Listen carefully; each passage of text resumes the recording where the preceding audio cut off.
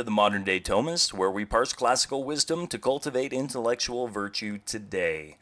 I'm your host, MDT, and it's time for another episode of our journey through the Summa Theologiae. Today we'll be delving into Question 1, Article 2 of the Prima Pars. But first, I've been working on some episodes that delve into other topics. Upcoming, we have a multi-part series on the marvelous ennoblement of humanity that we read about in the prayers of the canon, and we delve into exactly what that means and what it doesn't. Also, a review of the book A Universe from Nothing by Lawrence M. Krauss.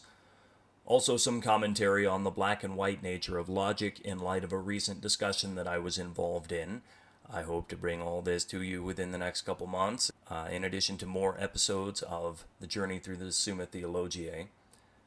Additionally, I've started to piece together my notes on definitions of individual terms and a conceptual concordance for the Summa. That's going to be a long project, but maybe at the end of it, I'll have a powerful tool that I can share with you to assist in your own studies. And now, on to the topic at hand. Inquiry. Prima Pars, Question 1, Article 2, Whether Sacred Doctrine is a Science. We'll jump right into the vocabulary here. I'd like to briefly touch again on the nature of science. Every science either proceeds from principles known by the light of a higher science, or proceeds from a principle known by the natural light of intelligence. Also, the sciences are divided between the applied sciences, which we commonly refer to as art, and the speculative sciences, which today we commonly refer to just as science. As I mentioned last episode, all of the natural sciences are predicated by principles of philosophy. It is not up to physics to define what is a location or what is the essence of motion, because physics is the study of bodies as movable, and neither location nor motion are bodies. And before we move on, what's a principle anyway? It's such a fundamental concept that it's easy to just jump right over. Stemming from the Latin princeps, a principle is a first concept, a fundamental truth, a law of operation of the universe embedded in human reason. Principles are the end point of any logical analysis. The more fundamental the principle you appeal to in your analysis or argument, the more certain it is, all the way up to the most fundamental principles yielding an apodictic certitude, or inviolable certainty of a given fact. I can say, for instance, that my thumb is my thumb, and it is not your thumb, and the certainty of that statement is unassailable. Contrary arguments can be made, but cannot be actually believed. Since logical argument can eventually be distilled to the most fundamental of principles, that a thing cannot both be and not be at the same time and in the same respect, it helps your case if you can point the way down that path. When two people are arguing, the one who appeals to the more fundamental principle, and who can convince the other person of that, wins the argument by definition. A common response, unfortunately, is, "Nuh-uh, that's not a valid principle," or "What's your proof that that's a valid principle?" In either case, often the only reasonable solution is to point out the absurdity of thinking otherwise, because a proof proceeds from principles known by the light of a higher science, and when you get far enough down the rabbit hole, any attempt at a rational proof starts to look like circular reasoning. Case in point, my definitions of the terms science and principle, along with my reference to the principle below concerning ontological priority, are all of a kind. They all build upon each other and draw from each other at the same time in a manner which starts to look like circular logic. Detractors and contrarians will insist that it actually is circular reasoning, therefore it is invalid, therefore MDT is a humbug and not to be listened to. Minds of precision and subtlety, however, will see a profound truth. So let's get into the principles. Some of the core metaphysical and moral principles to be on the lookout for in this episode are: first, that which is prior ontologically is superior to that which is posterior.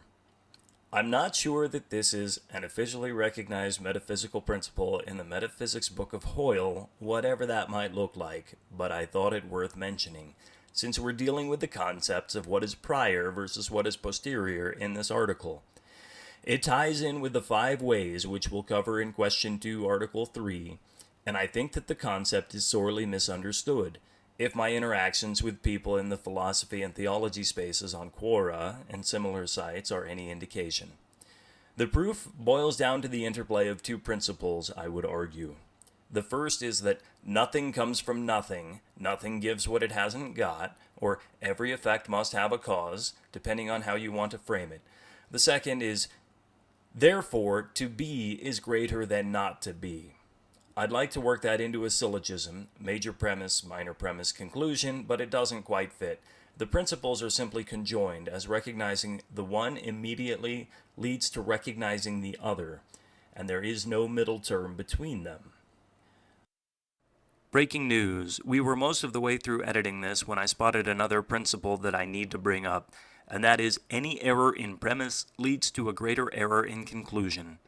Note in the objections that the arguments are based upon a false understanding of what is and is not science. The objections place unnecessary restrictions on the thing because the objectors are using their preconceived notion of science instead of seeking to understand the essence of the thing itself. That's a trap that we all fall into, unfortunately, and I have examples of when I have done it, but you won't get to hear those today. I was recently in a conversation, however, with someone about deontology, and the basis of his disagreement with something that I had said boiled down to different understandings of happiness. He subscribes to an emotional wheel type understanding. I'm sure you've seen an emotional wheel, right? They've got a handful of titles at the middle and then like 200 or 300 different emotions around the outer edge. In his model, happiness is just one gradation of a larger, nebulous, undefined emotion. And I subscribe to Aristotle's model of 11 emotions with solid definitions. I said happiness. He heard fleeting feeling that's not much worth pursuing. And we proceeded to argue about the importance of duty versus happiness in ethics. That's why I'm so keen on establishing key definitions here, so we have a definite shared understanding of what we are saying. And I think that's it now. Let me know in the comments if you spot any other principles that I have neglected. And now, before we proceed any further, please go check out Part 1, Question 1, Article 2 of the Summa Theologiae at the link provided, so that we're all on board as we proceed with the lesson. Objection 1. Major premise. Every science is self-evident. Minor premise. If sacred doctrine or theology was self-evident, everyone would believe it. Conclusion. Therefore, sacred doctrine is not a science. Objection 2. Major premise. Science deals with principles of causality, not with anecdotal facts. Minor premise. Sacred doctrine deals with anecdotal facts. Conclusion. Therefore, sacred doctrine is not a science. Said contra. Sacred doctrine fits the definition of a science as previously expounded because it acquires, categorizes, and expounds certain knowledge through causes. In this case, the causal chain leads us not back to the light of human intellect, but to the light of that which has been revealed by God, who can neither deceive nor be deceived. Whereas human intellect can be flawed and lead us astray in instances, a revelation from God, taken at face value, is by definition flawless. It may be difficult to convince someone that a thing has been revealed by God, and that it is being presented in its original unmodified condition, but that's a secondary concern. In essence, the appeal to God's direct authority is far superior to any appeal to human intellect because it is ontologically prior and a far superior instrument. Interestingly, when taking that line of reasoning one step further, it can be demonstrated that appealing either to God's direct authority or to the light of the human intellect and its metaphysical principles are both superior to any appeals which scientists make to natural phenomena, because both God's authority and the light of the human intellect are ontologically prior to the observation and cataloging of natural phenomena. Put differently, theology is the queen of sciences and philosophy is her handmaid, as stated by Clement of Alexandria. For a lengthy, provocative article on that topic, check out Theology, Still a Queen of Science in the Postmodern Era by Oliver. The link's available below. I believe the specifics of the text from this point on are readily evident, so I won't belabor them. Let me know in the comments section if you have any questions or additional arguments for or against anything presented here. If you enjoyed this episode or even enjoyed hate watching it, please hit the like button and subscribe if you support our mission of cultivating intellectual virtue. Click the notification bell so that you can stay up to date with additional content as we publish it. Also, I've been writing essays since I was 5 years old because I enjoy it, but both I and my producer are brand new to publishing and broadcasting. I want to get my feet under me before I jump out and do any live episodes. How long that takes is up to you. I think once I hit a sufficient number of subscribers, I'll try to start regularly doing live streams, taking your questions in real time. I'm not going to promise any particular percentage of pre-recorded versus live content, because I see the value in both.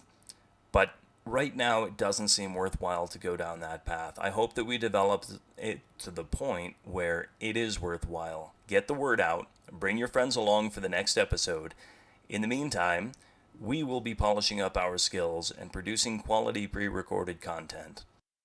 I hope you all have a great day, my friends, and remember, all it takes to change the world is one heart and one mind at a time.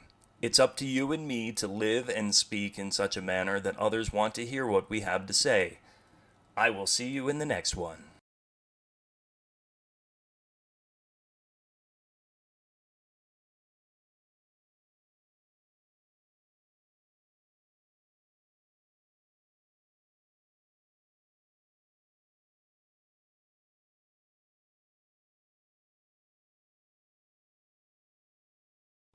All the pictures and movies that you see throughout this video are my property. I took them. I've been hiking in a lot of really beautiful places with a lot of really cool people.